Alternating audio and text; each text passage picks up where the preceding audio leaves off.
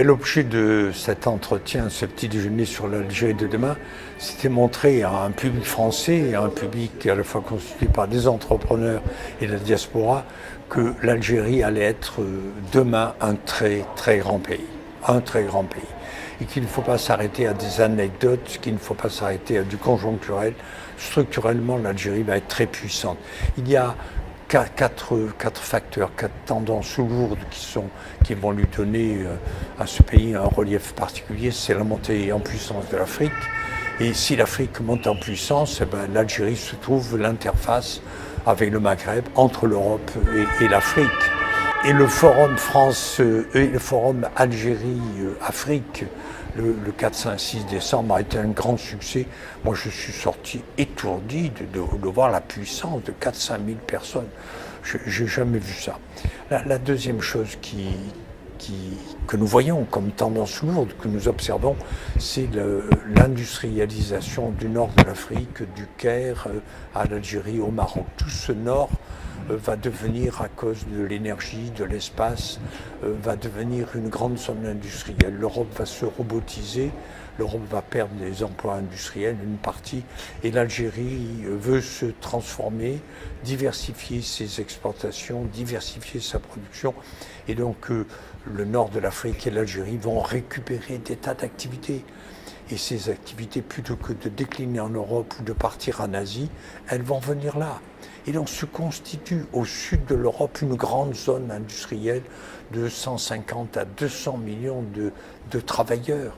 Et il vaut mieux, plutôt que de voir les Algériens et les Maghrébins monter dans les usines en Europe, il vaut mieux voir le capital descendre et s'installer en Afrique du Nord.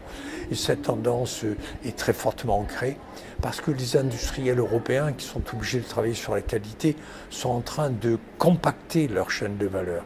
Ils ne veulent plus avoir des établissements au Vietnam, au Brésil, en Afrique du Nord, en Australie. Ils compactent sur 2-3 000 kilomètres leur chaîne de production et dont l'Afrique du Nord et l'Algérie rentrent là-dedans.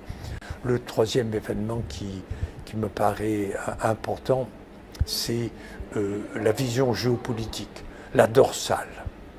Le fait que les Algériens, avec les Chinois, aient l'idée de traverser l'Afrique occidentale, de passer directement de Alger à Lagos au Nigeria, c'est énorme. Si l'Algérie, en 4, 5 ans, 6 ans, permet à tous les industriels européens de venir à Alger chercher le nouveau port et de descendre les produits pour les transformer, les adapter et descendre jusqu'au centre de l'Afrique, au Tchad, au Niger, au Mali et au Nigeria, cela évite aux produits de faire tout le tour de l'Afrique en bateau. C'est énorme. Si l'Algérie fait rapidement cet investissement avec les Chinois, alors ils auront, par rapport à l'Égypte et par rapport au Maroc, ils auront acquis une position géopolitique importante.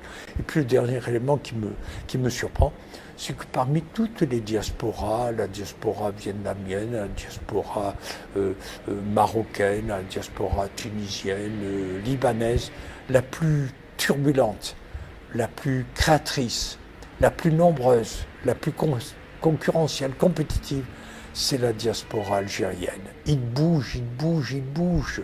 Et surtout, c'est la diaspora qui vient de la Silicon Valley. Voilà. Il y a là-bas 200 à 300 Algériens qui ont fait fortune, qui sont très forts, qui sont dans les nouvelles technologies, qui sont dans les robots numériques, qui sont dans les big data, qui sont dans la modernité. Si cette diaspora algérienne vient en Algérie, qu'on leur offre des technopoles à diriger, c'est un gain de temps et un accroissement dans la modernité assez extraordinaire. Voilà, monsieur, les 4 raisons pour lesquelles je crois que l'Algérie va être un grand pays avec lequel il va falloir compter.